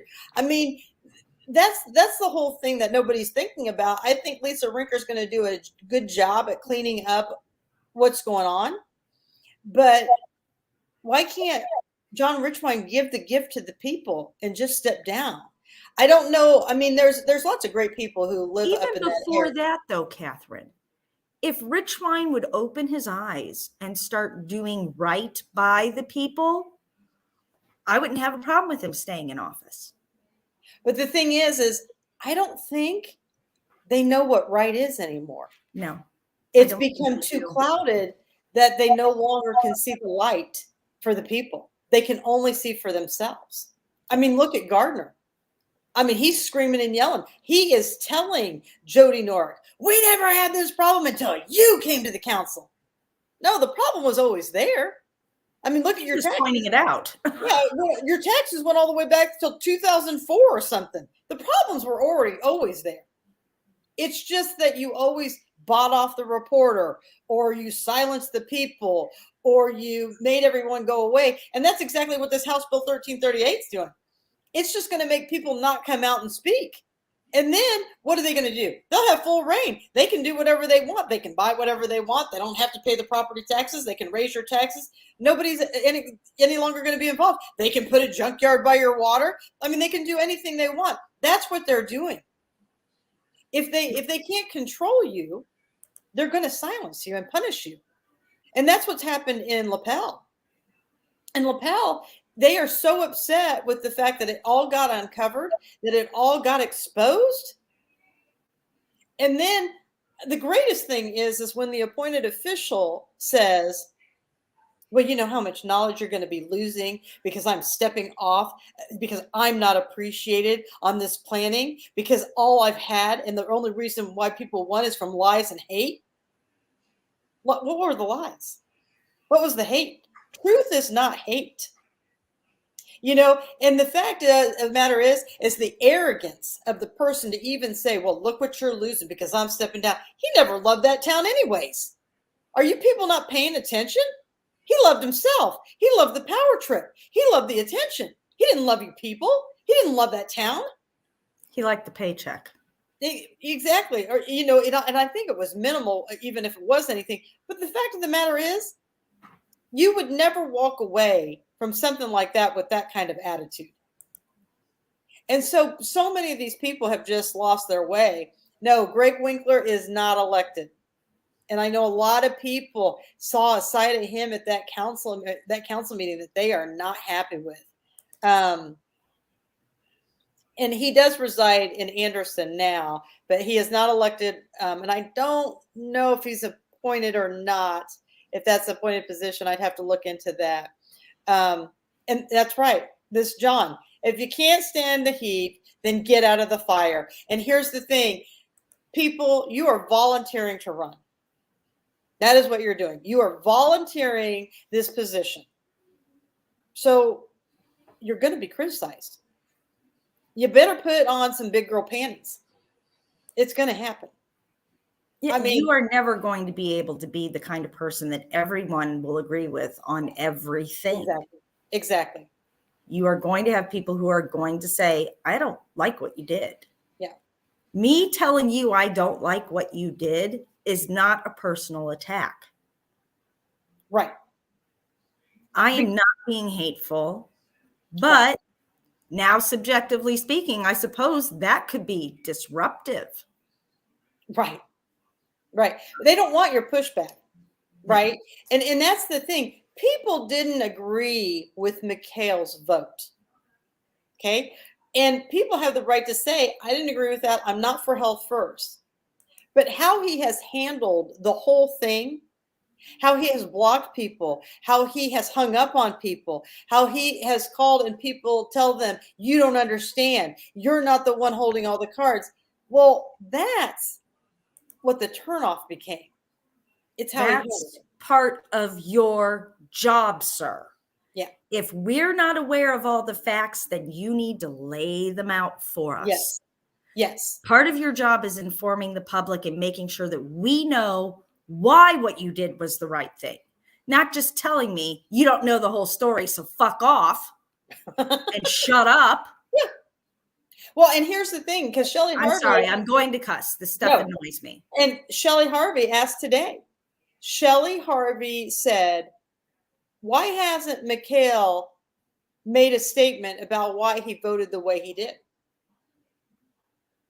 He's let everybody else come. Jody Nord gave her rationale why she did it. I didn't agree with Jody's rationale, but we just had, this was my thought. That was her thought. We just agreed. We had a it was on the forum, and it's done and over with. I mean, I do believe, I haven't tried to call her, but I think if I called her, I'll be able to get through on her phone. Well, here's the other question. Right now, you just disagree, correct? Exactly. That's it. She voted one way. You wanted her to vote the other way. You met, you talked.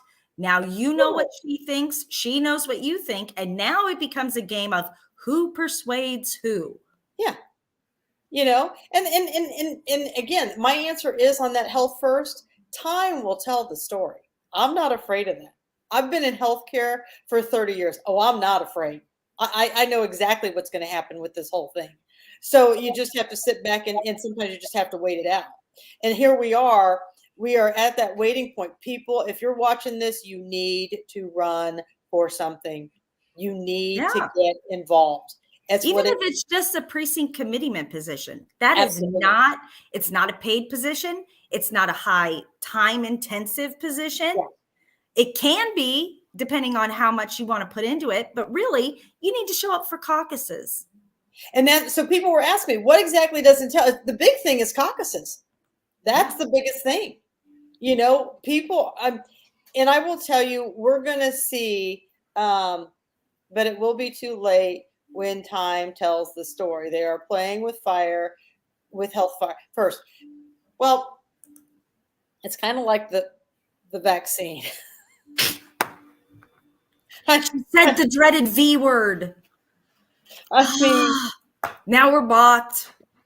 Now we're blocked, and YouTube takes down our video, and we're banned for all eternity. She said it. It's time was going to have to tell the story now. I mean, you know what I'm saying? I mean, that's the whole thing. I'm not going to go on some rampage one way or the other, but now we have to wait this out and see what it does. I told Lapel, you got to wait it out 3 years. This is your consequence. This is who you're stuck with. This is who you voted for. And Lapel is the perfect example. Lapel is the perfect example. So it was the Paddocks who this kind of all circulated around with the family voting and everything like that. And so knowing that there was so much controversy, we needed a precinct committeeman to do the caucus, right? Because we had an elected official resign. So what's Russ Willis do?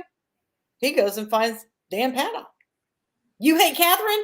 Excellent. I'm going to appoint you to that seat so you can vote who's going to go into that seat. And that's exactly what he did. That's exactly what he did. That is the game playing that takes place. You know what I'm saying? And so I don't think it would be really hard, though, to find one of the beautiful people who doesn't like you or doesn't like I.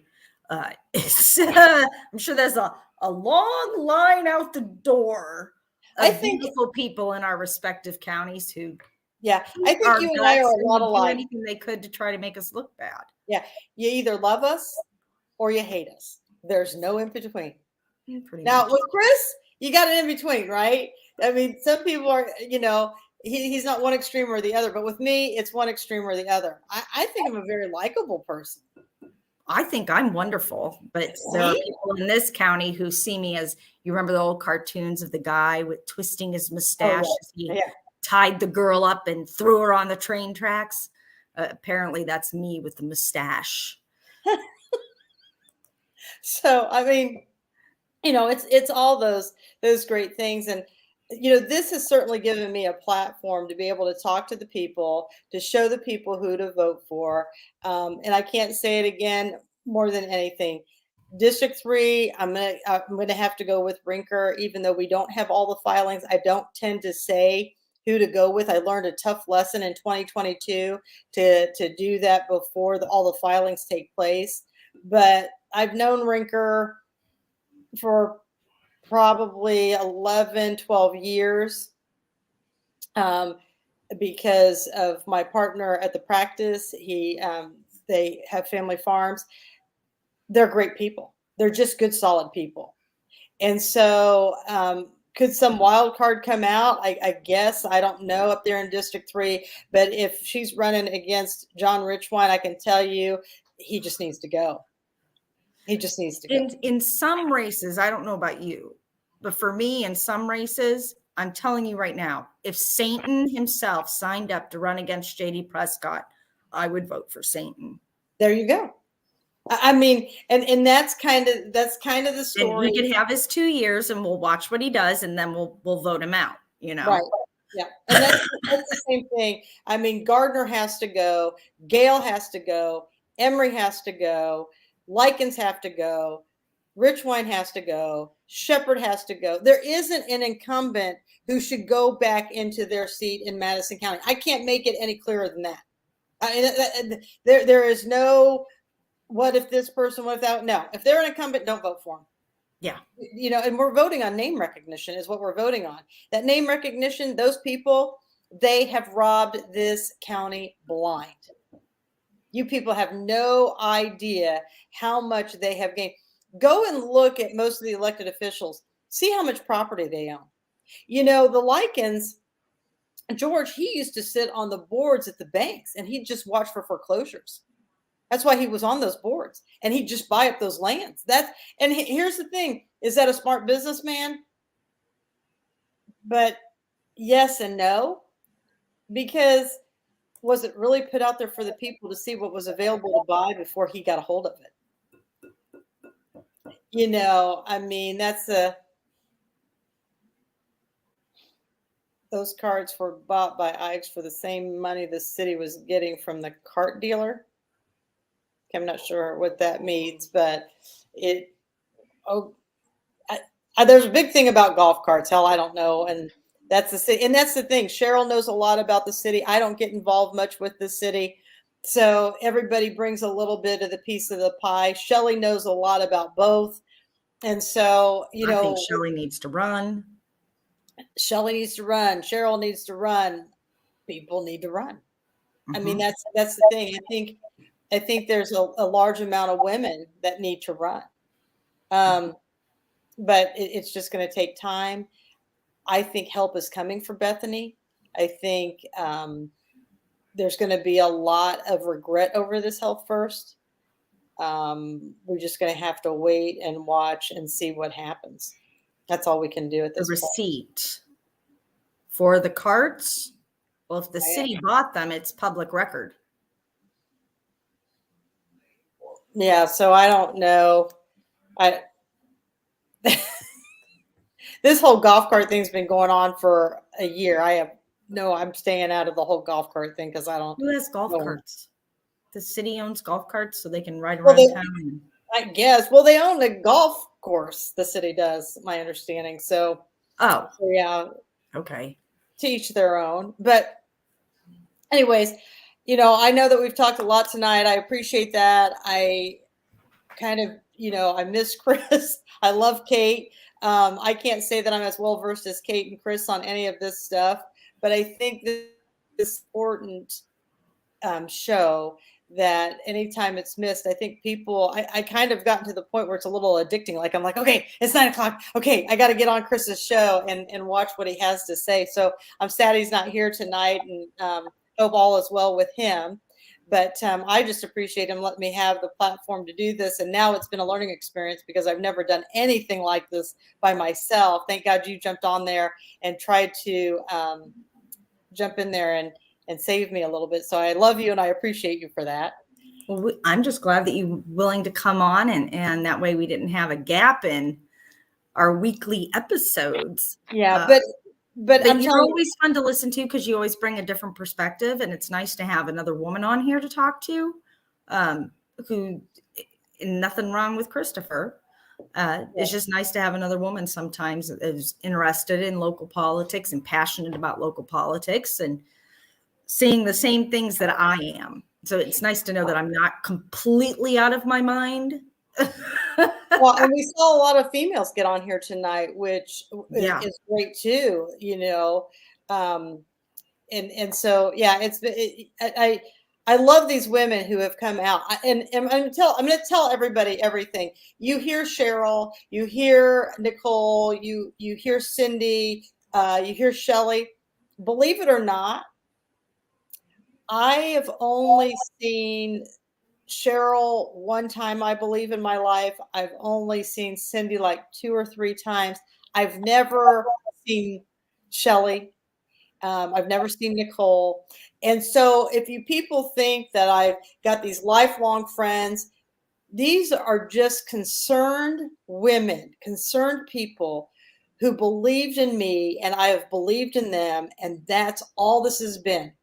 I mean, Alice is another one. She's not on here tonight. I know a lot of times people will say stuff about Alice, but as of right now, Alice has never done anything to me. She's always tried to help. I can't say anything bad about her, but that's what people think. They've just done a great job. And so, I don't again, it's about caring about your community. It is. And they jumped in there and they had some faith. I did not know them during the 2020 election when I was running then. I've just gotten to know them recently here in the last couple of years while I've been on the Facebook podcast, and they've jumped in. I really think most of them, after watching me get gavelled several times in the county council, is when people would reach out to me and they'd go, all I could say while I'm watching your film is, no, don't gavel her. And so I thank them all for that, but I never walked away crying or hurt. I just walked away with, we're going to get through this. And that's what we're going to do. And so we'll see what happens now, who's going to come out. I appreciate all the guidance that you and Chris have given me through all of this. And if nothing else, I've had a great time showing the county that they can get better. Yeah. And part of that is the upcoming election. Part of it is getting involved in state politics and telling these senators and representatives that these bills that they're trying to pass to silence us are not acceptable, that they will be voted out if they vote this stuff through. And these are the big fights we've got coming up. Yeah. And people, now you know how to find your precincts. Now you know where to go to find out where you're supposed to go to vote, who's running, who's not running. You don't have to call the elections office all the time. You can just get right on there and see who you're going to vote for. I think that was interesting. Everybody knows how old I am now. So you're only 3. Don't act like you're ancient. You're only 3 years older than me. Oh, see, well, I'm getting there. I used to always be the youngest one on wherever I went. Now I'm always kind of getting to the oldest one. So, and Shelley's been great. I mean, a lot of times she's come right out. Cindy's come right out and come my rescue when we've been on Facebook. They were all magnificent during the LKQ project. I mean, had it not been for them raising me up on some days, I felt pretty defeated, but we got through it. And so, and that's what it's going to take. In the end, you came out and you defeated it. Yeah. And I couldn't believe it. I was completely speechless. And so I really can't thank the community enough, especially in the town of LaPel, who continued to keep faith in me when I took some pretty hard licks from community members. But, they never gave up on me. And it was never about me. It was about their water and our water. And that was the difference. I'm not fighting. Nothing I'm doing is for me per se. Right. And I say that with caution. Yes, I want to win. But when I take on that project, it's really for the people that I'm taking it on for. I don't have an ulterior motive. I don't have this moment that it's got to be all about me. That's not what it's about. I take on the subject that's going to be the best for everyone. Mm-hmm. And that's how I've tried to lead that. And hopefully people have seen that in me. Honestly, I'm really sick and tired of hearing how great some of these elected officials are and their families. I'm tired of hearing it. That's great. They might be great family members. They might be great people, but they're horrible politicians. So step aside and let somebody else come in. And that's the difference. Not talking about how they are in their private life, but I'm talking about in their political life. They have done an injustice to the people, and it's time for them to go. Do everyone a favor. Save a lot of heartache. Just don't run anymore. Yeah. That's all I'm asking. And if you just got voted in, no one would object if you just resigned. Exactly. And here's the thing. You volunteered. Nobody twisted your arm. Nobody said you had to do it. That's what the whole election process is. Yeah. It's a job app. You're on a job interview. Exactly. And that job interview is every single day. Yeah. And that's the bottom line. And there's going to be times where people are going to make votes that we're not going to agree with. It's how you handle the vote after it's been taken. That is the key. Yes. And so, that's what it all comes down to. So we'll see. I do hope that in some ways, some people who are watching the show, they will come out and run for things and not be afraid anymore. I've had a couple precinct committee men call elected officials who are currently trying to run and tell them that if they are associated with me, they will not support them or get behind them. Now that is pathetic. That That just is about shows that what you're doing is making a difference in my mind. Yeah. And I'm really disappointed at the precinct members who are actually doing that. Shame on you. Honestly, shame on you. Yeah. And so, but anyways, thanks for letting me be on your show tonight. Thanks for supporting me and jumping in here and helping me. And I have a lot more respect for Chris now after doing this. It's been a good learning experience for me. Yeah. Well, that'll be fine. So next time when you come on, I won't have to come on here with you, and I can continue to hide down in the duck as is my want. And you can carry the show on your own. Yeah, now I know. I'll have a whole different game plan in my head. I didn't realize this until this is the first time I've ever done it by myself. So now I know what to do. Yeah. So you did just fine. And you've managed to go about the same length that Kristopher does, brought up some great points about how people can get involved and get educated. And that's what this show is all about. Yeah. So, well, thank you, Yoko. I love you for watching and sticking with me through tonight and all my rambling. Somebody put on that feed of mouthwash yesterday. They're like, you need to give more dates and more numbers. If you want any type of information to back up my information that I've said tonight, please visit my Facebook page. If it's not on my Facebook page, go to Madison County Government Accountability, and I assure you it will be there in great detail on that page. So we do have the information, and if you can't find it there, just reach out to me and I'll share the post with you. But there's so much going on that I can't possibly keep up with everything, but I do have all the documents to back it up. Well, of course, you got to bring receipts. Yeah. So yeah, we can definitely do that. I got all kinds of emails and data and stuff. So, well, thank you for everybody. I hope everybody has a good night. Chris will be back tomorrow, and things will be better. And so, well, maybe not better, but back to Chris what is irreplaceable. So he is missed. So thank you, everybody, and thank you, Katherine, for coming on. All right. Well, thank you. Much appreciated. So we will see you all here tomorrow night with Kristopher. I believe Brando is coming on and has something that he's a little pissed off about. So that's always entertaining. Yeah. So yeah. We will see you all later. Thanks again, Katherine. Bye-bye.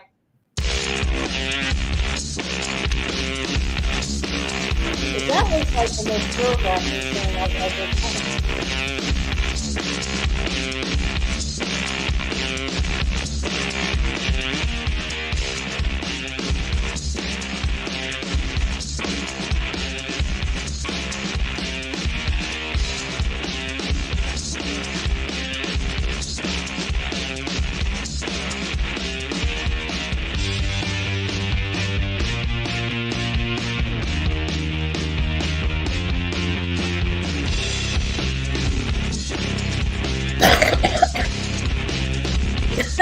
You'll know.